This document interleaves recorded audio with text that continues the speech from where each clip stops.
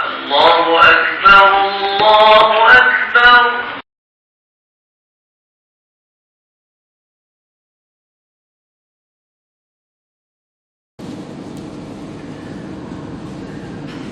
بسم الله الرحمن الرحيم.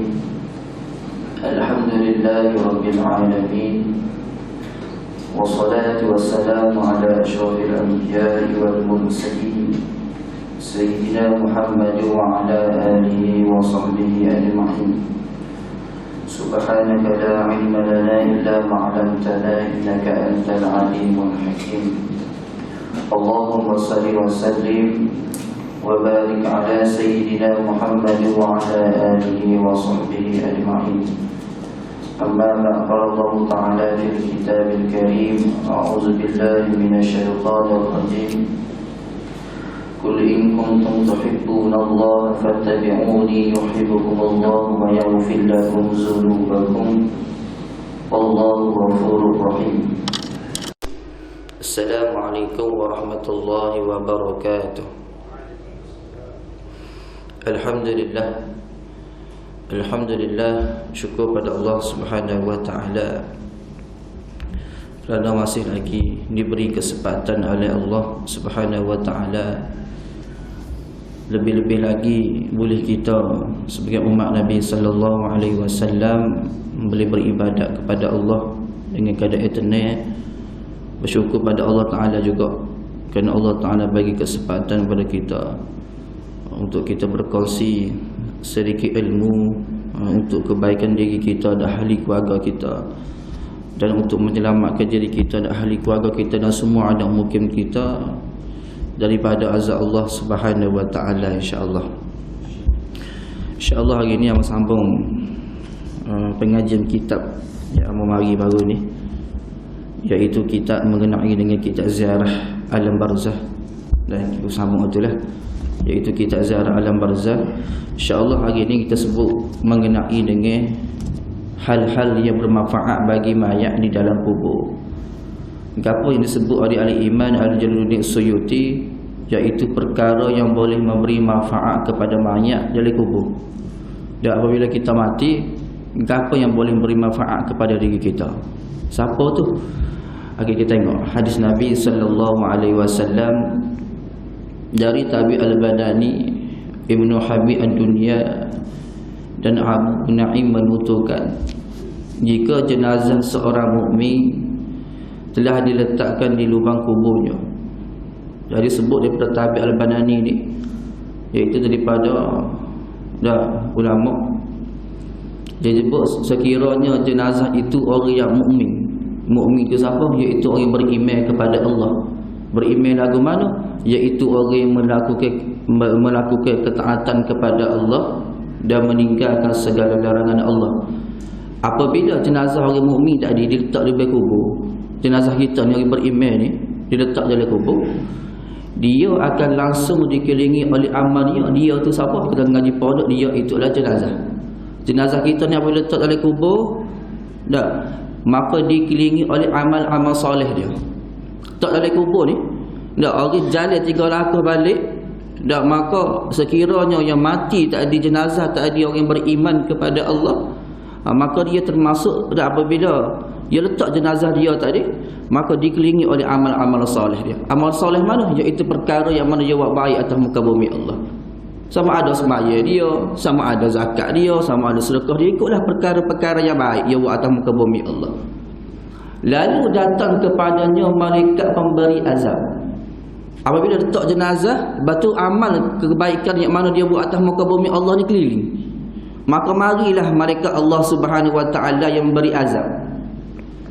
Sehingga sebahagian amalnya solehnya berkata ke malaikat itu, malaikat mana? Malaikat azab tadi, jangan engkau mendekatinya. Seandainya dia tidak memiliki apa pun kecuali aku, nescaya engkau tidak akan pernah sampai kepadanya. Jadi apabila letak ni, maka amal soleh royak kepada malaikat azab ni, kata jangan mari sini. Dan ayatnya amal-amal soleh kita ni dijaga ni. Amal soleh kita ni, malaikat amal soleh ni kita akan jaga kita. Sekiranya perkara yang mana kita buat atas muka bumi Allah Ta'ala dengan perkara yang baik. Contohnya semaya kita tu salah satu dia. Yang kedua, puasa kita, zakat kita, tu yang akan menjaga kita tu. Kalau kita buat lah, kalau tak buat kena timbuk suka tu lah. Dah. Lalu malaikat azab raja kata, mu jangan mari sini. Amal soleh dia kata jangan mari sini. Dah, sebab apa? Sebab jenazah ni termasuk daripada orang yang beriman kepada Allah. Dah, orang yang mana ya, apabila dia duduk atas muka bumi Allah, akidah dia betul dengan Allah. Etikad dia betul dengan Allah. Amalan wajib sunat dia betul dia buat. Ni sebenarnya kita nak pergi atas muka bumi Allah ni perkara sekali. Batulah kita duduk semaya, mari jemaah, mari kuliah, mari apa yang pertama sekali kita nak menyahut redha Allah. Yang redha Tuhan itu penting. Apabila Tuhan redha, Tuhan akan jaga belaka. Imam Ghazali sebut. Segala pedangan kita, pelihatan kita, segala tingkah laku kita, hati kita pun Allah Ta'ala pandu ke jalan tempat-tempat yang baik. Begitulah ni beri redha Tuhan. Tak, kalau kita tak ada redha Allah, tak ada rahmat Allah, maka tak ada kita mari hari ni. Boleh duduk majlis ilmu, boleh semaya, berdiri semaya hari ni terlalu lama contoh. Maya sejadah lagi kelebihan yang banyak lagi, maya subuh lagi kelebihan sebut, boleh maya tahajud lagi. Sebab apa? Redha. Bila Tuhan redha, Tuhan jaga belaka kehendak kita ni. Kalau lah tak ada redha Tuhan, tak ada kita sini, mungkin kita duduk tidur lagi. Mungkin kita duduk lain dah. Ni nak ayatnya Allah Ta'ala ni sayang kepada kita. Sebab itulah sebut daripada kitab Iman Habib Abdullah bin Haddad sebut. Dan yang kata perkara yang boleh memberi faedah pada mayat ni, dia sebut sini. Boleh tanda. Dan di antara yang mendatangkan faedah bagi si mayat iaitu bila kita mati. Ini orang mukmin. Di dalam kuburnya ialah kuburnya siapa? Itu kuburnya kita. Iaitu mendoakannya. Mendoakannya. Jadi apabila kita ni jenazah ni termasuk daripada orang yang soleh, dah, maka orang yang hidup tadi mendoakan kita. Ni faedah bagi orang yang hidup kepada si mayat ni, manfaat dia. Dah, kita duduk rumah tak ada nanti pergi kubur. Dah, duduk mana-mana sekalipun angkat tangan, tak angkat tangan pun tak apa. Dah, doa kepada Allah, ya Allah, ampunlah dosa yang mana duduk di kubur ni ya Allah. Ya, ampunlah dosa semua kubur-kubur yang mana di atas muka bumi ni ya Allah. Mendoakannya. Ni kita memilih orang. Dia ni tersabit dengan aku, darah aku, agar kau doa. Mana tahu esok kita mati, anak kita dah doa orang yang mana tidak kenal kita, doa ke kita. Lagi pilih orang lagu tu. Lepas tu kita doa dalam semaya tu tak? Dah. Boleh jambi muslimina wal muslimat wal mu'minina wal mu'minat. Ya Allah, apa dah dosa muslimin dan muslimat ya Allah. Dah, kita doa seluruh orang Islam. Kebaikan kita yang mana kita buat lah ni, walaupun tak ada kait dengan saudara, kehubungan darah ke sekalipun, lagu tu juga orang akan balas kita. Orang akan balas kita lagu tu juga. Seperti mana kita buat ke orang. Supaya kita naik kereta dah, tiba-tiba tengok orang ni punah kereta. Ni setengah orang kadang-kadang kat aku bukan muska kait dengan aku pun. Mung ni bukan saudara aku, bukan ayah aku, bukan tua aku pun. Kita pun tengok gitu contoh. Dah. Jadi sekiranya berlaku atas diri kita, sekiranya orang tu, orang yang buat kita lagu tu lagu mana agak-agak. Dah. Sebab tu sekurang-kurangnya ni, kalau kita mengaji beradab ni, kita lagi kita Bidatul Hidayah ni, kalau boleh walaupun kita tengok naik kereta, tengok orang punah kereta sekurang-kurang tak pandai beki pun tanya, tak apa dah. Sekurang-kurangnya punah gapo, hamba tak pandai tanya punah gapo. Tu adab kita sesama Islam. Bukan hanya atas masjid, bukan hanya atas surat. Dah, di mana-mana tempat sekalipun kita tetap bersaudara. Nah. Kamu kadang-kadang naik highway kadang-kadang pergi kota kan. Kereta banyak punah atas tu. Kita tak pandai. Sekurang kita tanya punah ke apa. Jadi sekiranya berlaku atas diri kita, dah, maka lagu tu juga Allah Ta'ala akan tolong. Seperti mana kita tanya orang tu. Sekurang-kurangnya kita boleh tanya, kita boleh telefon ke. Ada orang yang boleh pandai kereta pomeng atau pomeng yang berdekatan. Sekurang-kurangnya tu kelakuan kita. Tu manfaat dia. Bagi kita hidup dalam keadaan dah silaturahim ni. Tadi bagi orang mati untuk orang hidup, iaitu mendoakan dia. Doa, ya Allah, apa dosa ke mak ayah aku ya Allah. Doa. Yang kedua kata Imam Habib Abdullah bin Haddad sebut, iaitu memohon istighfar baginya. Nak ayatnya istighfar ni bukan untuk diri kita saja. Dah kita istighfar masjid ni astaghfirullah, astaghfirullah ni untuk diri kita betul, tapi niat juga kepada si mati boleh hukum dia. Dua perkara kata Imam Abdullah bin Haddad sebut. Iaitu mendoakan dia betul memohon istighfar. Sebab tu kita nak faham ayat ulama ni secara zahir tak boleh. Lagu mana ulama sebut memohon istighfar? Kalau kita faham kat ngaji memohon istighfar untuk diri kita tak. Baginya siapa? Baginya si mayat tadi. Boleh astaghfirullah, astaghfirullah. Nah, kita ni Tuhan apa juga ke? Boleh pahala juga ke kita? Boleh. Astaghfirullah, apa dah dosa aku ya Allah. Ni ada hati, apa dah dosa mak ayah aku juga. Nah, gitulah kita nak balas lah ni. Dulu kita kata semasa mak ayah kita hidup dulu kita boleh bagi piti. Tapi lagu mana piti selepas kita nak wui kepada mak ayah kita setelah mati? Iaitu dengan pahala lah. Nah, buat satu amalan. Dah. Kalau aku buat satu amalan ni, ya Allah terima, wira juga kepada mak ayah aku. Tu cara anak yang soleh. Dan bersedekah untuknya, untuk mana? Untuk si mayat tadi. Mari masjid. Dah, setiap hari, setiap waktu, ambil duit serial, ubah dah tabur niat. Ni sedekah untuk mak ayah aku. Sebab tu lah ni orang buat tahlil agapa untuk agapa, untuk si mayat lah. Sebab tu dah sebut dah baru ni, kan duit nawak, duit simpanan suami tu. Ni kena jaga betul-betul. Bukan mudah-mudah kita nak kata bakat guna lagu tu ya. Sebab benda ni berkait dengan si mati. Sekiranya harta tersebut pengenalan si mati. Sebut dah mana ke? Duit nawak, duit simpanan suami boleh guna untuk gapo, nawak untuk gapo. Kita lah ni pakat gepar belakang. Nah, asal kau boleh buat benda satu kebaikan kita niat nak buat comel. Tetapi tak tahu sama ada hukum boleh tak kita ambil duit ni. Tu dah. Sebab tu main bab mati ni ada hukum akhir juga, bukan semaya saja. Ada. Gitu. Okey, lagi sebut. Iaitu ada pelbagai-bagai berita dan asar, iaitu hadis yang memberi petunjuk kepada perkara ini. Di antaranya mimpi-mimpi yang benar daripada setengah-setengah orang yang soleh dan orang-orang yang terkenal baiknya suluknya. Dah. Ni kita kata banyak yang berlaku kepada ulama-ulama terdahulu. Dah, dalam kitab mengenai dengan satu kitab Zawahir. Kitab Zawahir ni kitab mengenai dengan banyak menceritakan berkaitan dengan perihal-perihal ulama dan wali-wali Allah setelah mati. Dia cerita ada satu ulama tu mati. Ulama ni kalau sebut ulama orang kita kata orang juruh lah. Dah, orang juruh, orang bawa amal yang soleh, orang buat akidah yang betul, amal yang betul dengan Allah. Apabila satu dia ni mati, maka satu anak murid dia bermimpi. Anak murid dia bermimpi kepada tok guru dia ni. Dia bermimpi pada tok guru dia ni. Dan apabila dia bermimpi pada tok guru dia, satu malam dia tidur, dia bermimpi sesungguhnya tok guru dia ni diazab oleh Allah Subhanahu Wa Taala. Kalau kita fikir kat tok guru ni, kita kata gak rejuruh lah. Setara tok guru pun anak murid boleh mimpi kena azab serta kita. Kena azab. Bapa, anak murid dia bermimpi pada malam tersebut, dia menceritakan kepada guru-guru yang mana ada, yang mana hidup lagi, dia kata, tok guru aku di semaya ni Allah Taala tak terima. Allah Taala tak terima bab solat dia, bab puasa dia, semasa dia hidup ni tu dia tak terima, dia bermimpi.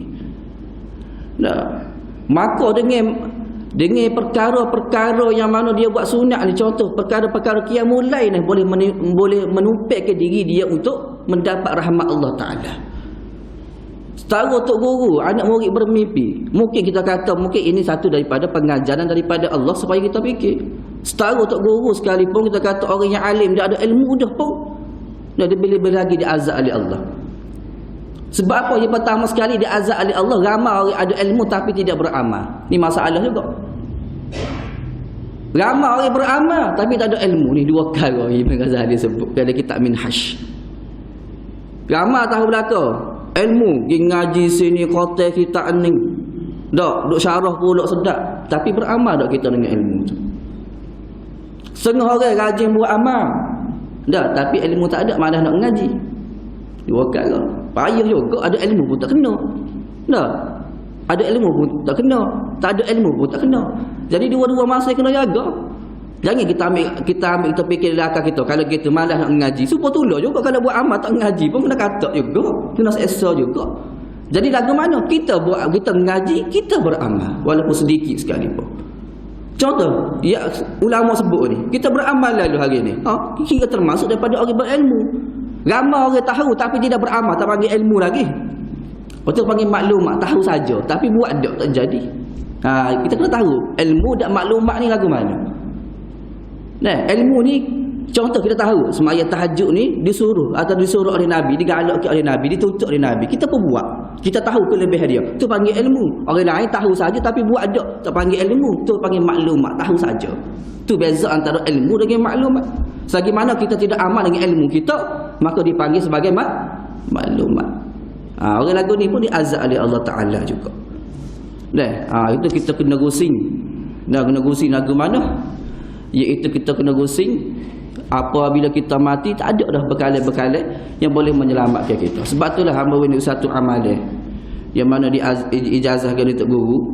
Yang pertama sekali sebelum kita semaya subuh ni. Kita semaya subuh dak sunat kita baca subhanallah wa bihamdihi subhanallahil azim astaghfirullah 100 kali. Tak lebih tak kurang. Sebelum subuh, sebelum kita maya subuh, ikut dalam masjid ke mana, kita baca 100 kali. Ni amalan. Dia kata kita boleh buat semua pun jangan tinggal habis. Ni amalan. Subhanallah wa bihamdihi subhanallahil azim astaghfirullah 100 kali selepas kita semaya sunat sebelum subuh.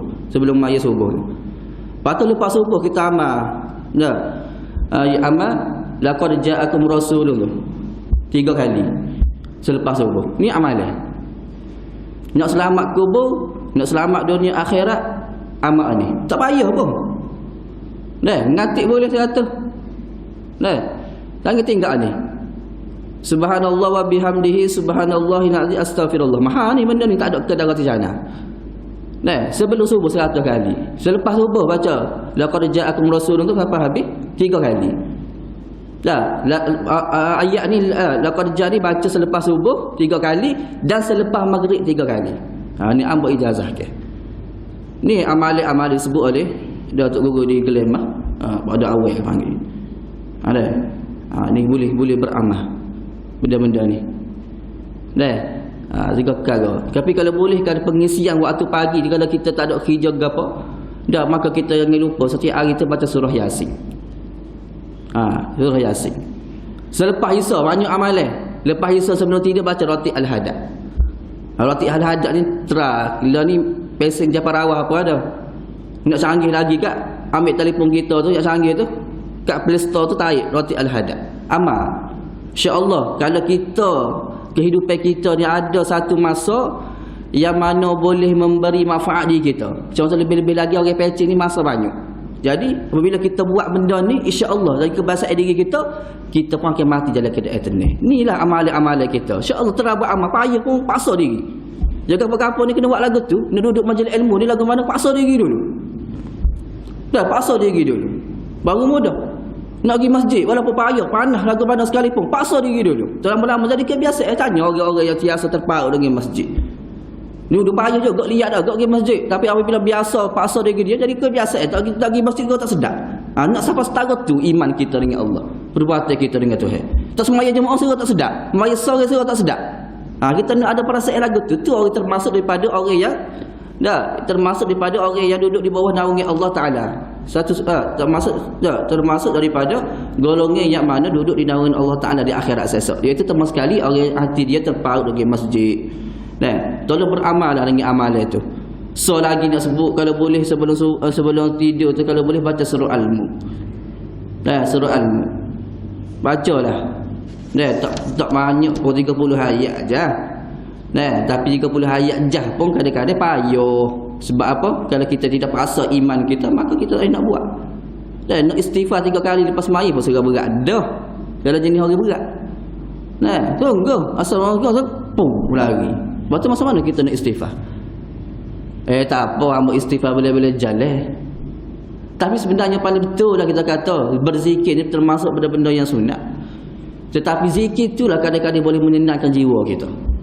Tak ada adab dengan Tuhan dia. Kalau ikut kitab Bidatul Hidayah sekali pun amat sebut, tengok bab-bab adab dalam solat. Ni ulama sebut, Imam Ghazali sebut, okey amat sebut.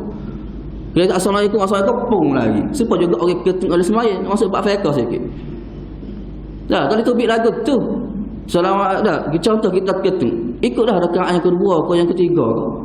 Tubik lagu tu. Betul kita ketung, kita batal, tapi adab kita dengan Allah Taala kena salah juga. Gitu. Tu cara dia, adab dalam solat. Nak masuk ketiga semaya lagu mana?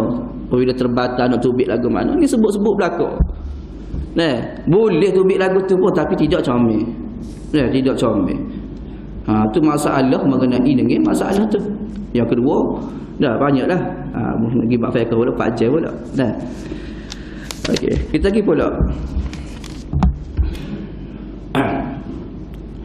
Masih dari Tabi' al-Baradani, al-bi'a' dan dunia mengatakan, jika seorang hamba yang soleh meninggal dunia, disebut sini, lalu diletakkan dalam kuburnya, akan dibawanya kepadanya tempat tidur dan syurga yang dikatakan kepadanya. Jadi sekiranya amal yang soleh, dan apabila kita mati, kita termasuk orang yang mukmin, dah, maka Allah Ta'ala akan hamparkan dan tempat tidur kita tu tidur mana? Tempat dalam lubang barzah tadi, seperti mana lubangnya syurga Allah Subhanahu Wa Ta'ala. Sebab itulah kisah apabila kita mati ni, dah, apabila sebab tu sunat bagi orang nak menurunkan jenazah, mesti dah termasuk daripada orang yang alim, orang yang tahu dah. Bukan ikut dah tu orang. Ni amat tidak setujulah kadang-kadang. Sebab apa? Yang pertama sekali ada ulama-ulama sebut mengenai dengan apabila kita nak menurunkan jenazah. Tak kiralah jenazah tersebut mak ayah kita ke, dah, maka kalau sekiranya kita nak menurunkan jenazah tersebut di dalam kubur, mesti kita kena, kalau boleh diutamakan kepada orang-orang yang alim, orang yang tahu. Pertama, yang kedua, amat tidak setuju kadang-kadang tu jenazah ni isap rokok. Tak ada adab. Kalau hamba suruh hamba baca tak kira. Kalau mak ayah hamba rela nak balas dengan hamba lagi, sebab mak ayah kita berhak mak ayah kita. Hamba tegas kalau berkenaan dengan mak ayah. Contoh kalau mak ayah kita cakap kita tak sih kebaikan, kita buat yang terbaik untuk mak ayah kita, dia isap rokok, comel ke?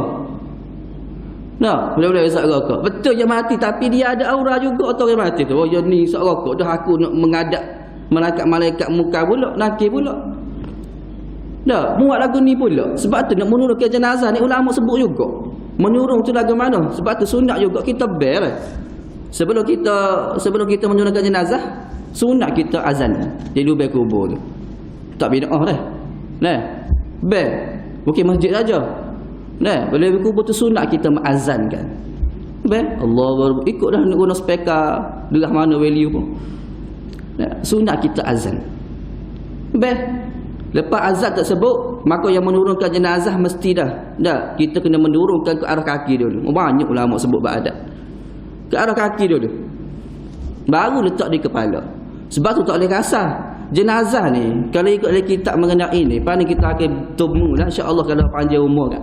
Kita take gini ketika dia mandi kan, sakit dia tu. Kita nak mandi pun kalau boleh jangan tak lalu keras. Sentuh orang yang hidup kepada jenazah ni, ulama sebut ia akan merasa kesakitan.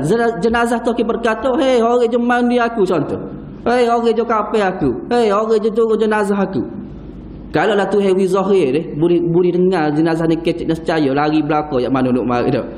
Duduk kita kata dua perbuatan tersebut. Setuh gini kata ulama sakit. Hei, aku mati tak ada, malaikat ambil nyawa aku tak ada pun tak habis lagi. Muat gini kat aku. Sebab tu kita tak boleh mani kekerasan ada berlaku dalam video. Dia sembuh jenazah tak. Dia sembuh jenazah ni dalam keadaan tidak senonoh.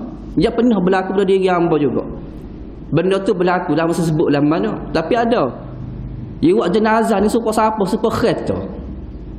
Amo tak boleh. Amo bengih. Amo ayat kepada ahli keluarga tu. Siapa nak semaya tu, amo kata buka semula dan mandi semula. Sebab kita ni kadang-kadang di tempat tertutup ni kita tidak nampak. Gapo dia buat lebih-lebih lagi kepada mak ayah kita. Sebab tu sunat apabila mati mana-mana sekalipun sunat mandi rumah. Ataupun tak asih balik rumah nak mandi mana sekalipun sunat anak memandikan, waris memandikan. Kita tahu orang mandi kan. Lebih-lebih lagi jenazah al-Covid. Ramai ulama pertikaikan masalah ni banyak tidak betul belaka cara pemandian. Apa yang betul ilmu. Cara bertayamu, apa sebut? Sebab ilmu. Dah, ikut tayamu tidak sah. Tayamu secara luaran. Kita boleh ikhtiar ke banyak lain lagi. Sebab ilmu ni hamba kena royak. Hamba takut tak sih dengan Allah. Biar orang nak marah hamba takut dengan Allah. Itu yang pertama sekali diri hamba. Banyak berlaku kekeliruan agama, banyak kekeliruan berkaitan dengan masalah hukum. Sebut dah tu. Cuma nak ayat sini. Dah, apabila dikafankan. Dah, apabila dikafankan, apabila dimandikan, kalau boleh waris memandikan. Ni kadang-kadang yang banyak berlaku untuk diri hamba. Mungkin nak cerita diri hamba tak pengalaman hamba dulu.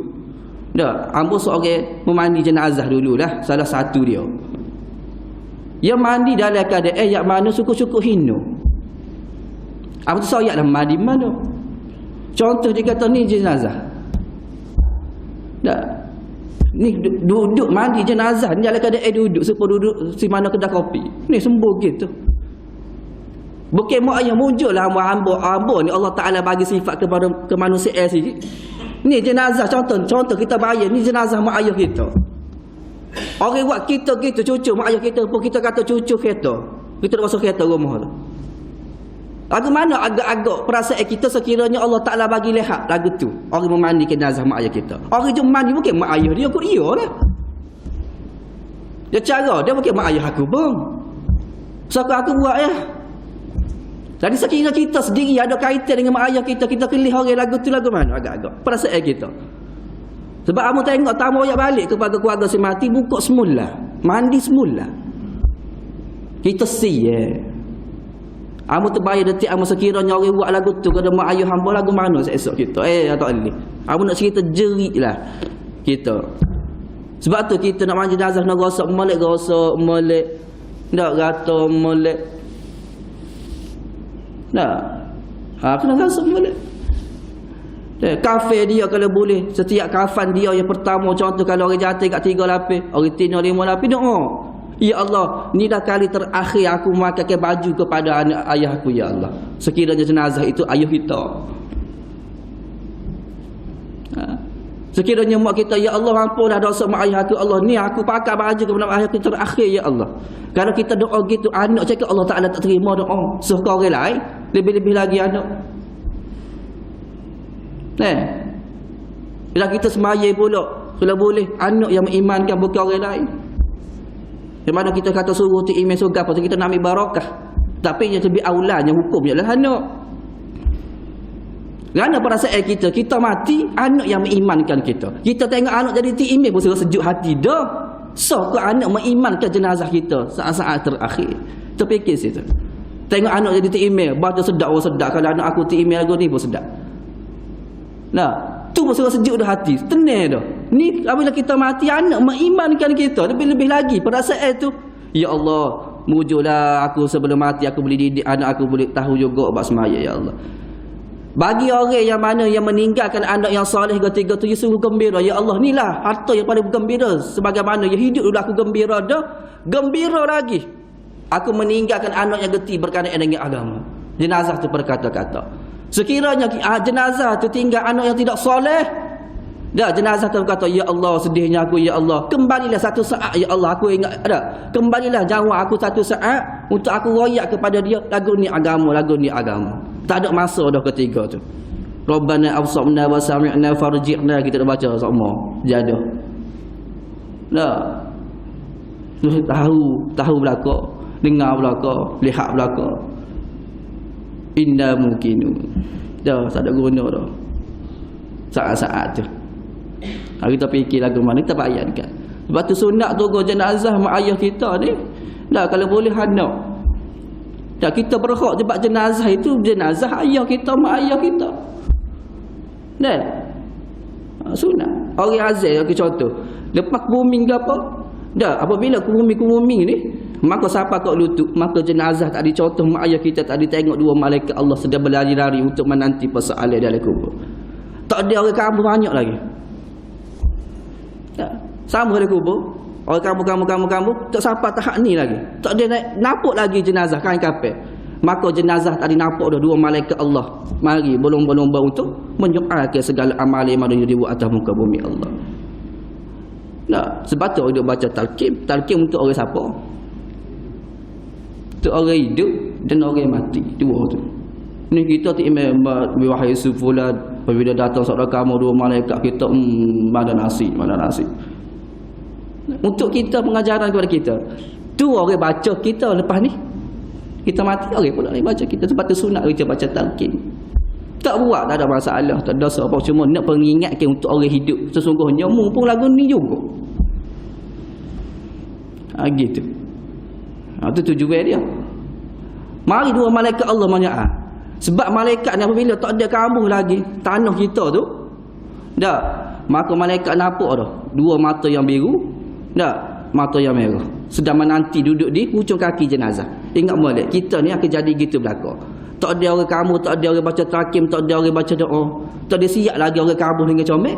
Maka kita nampak dah di hujung kaki kita tu nampak dah dua malaikat Allah sedang menanti untuk menyaal segala amalan kita.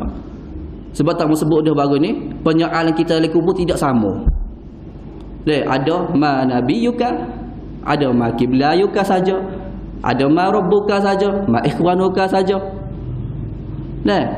Bergantung. Ada setengah orang pak-pak soalan sekali. Ada setengah orang tak langsung pun ada.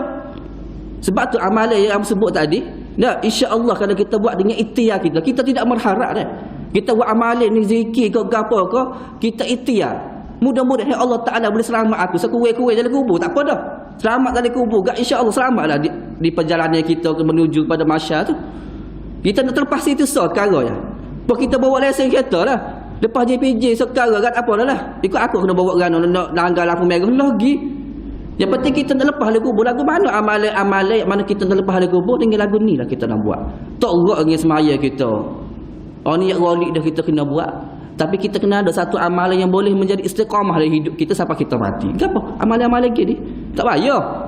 Dah kita serah payah. Selawat Nabi 100 kali. Orang sebut amalan yang khusus.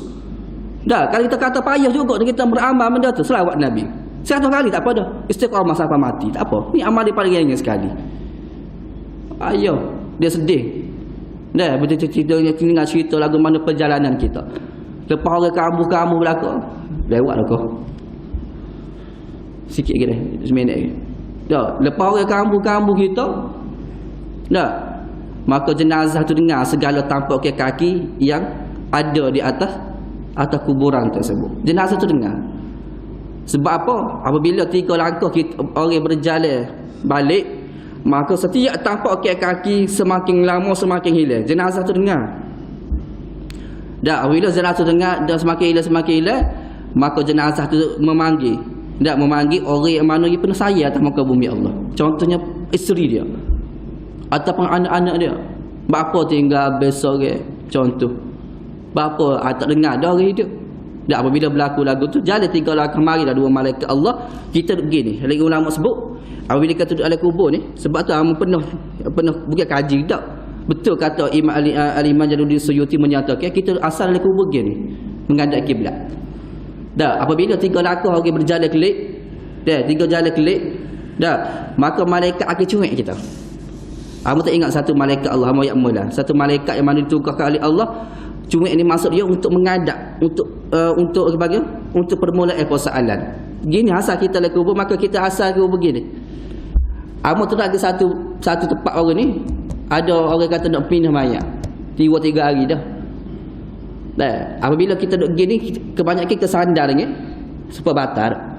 Apabila amu pergi baru ni dengan izin Allah Taala, 4-5 orang nak pindah mayat, dia kata ada masalah tempat ni, kita pindah mayat ni duduk gini. Betul kata Al-Imam Jalaluddin Suyuti.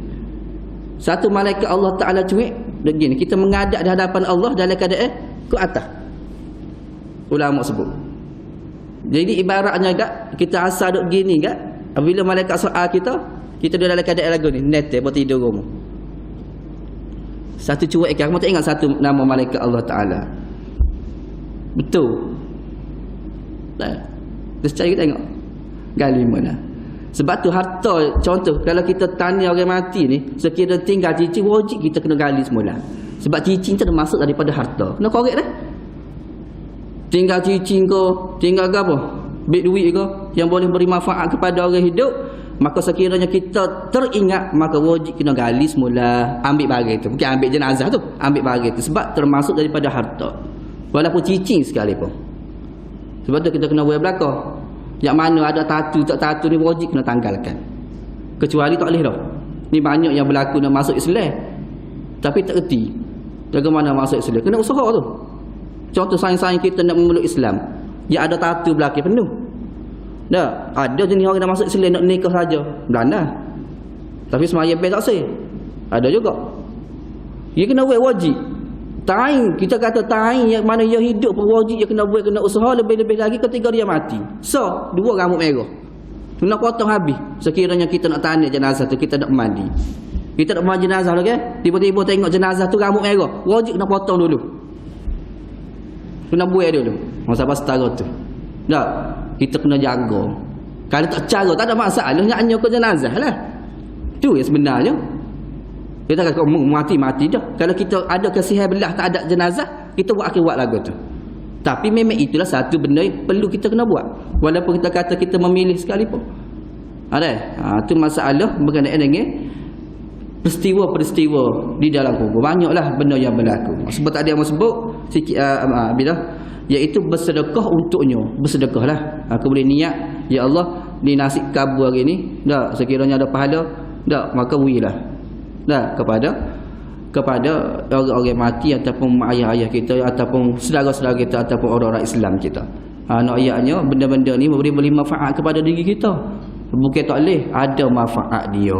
Dah supaya doa, supaya kita kata kita buat tahlil, gapo lagi. Semua ada beri manfaat kepada si mati. Dah. Bukan saja-saja ke ataupun kita kata benda yang sia-sia tidak. Dah itu masalah tu. Jadi masalah ni dah gitulah. Maaflah hamba kena ayat hukum yang sebenar. Agama-agama kita tetap mengaji pondok, memang kita kerja apa benda-benda lagu ni. Sebab lah ni kita dunia lah ni banyak kekeliruan agama. Jadi kita kena ayat benda yang betul. Wallahu a'lam. Insya-Allah minta maaf lebih masuk.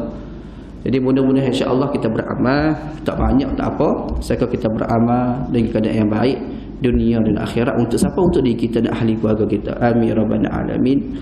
Assalamualaikum warahmatullahi wabarakatuh.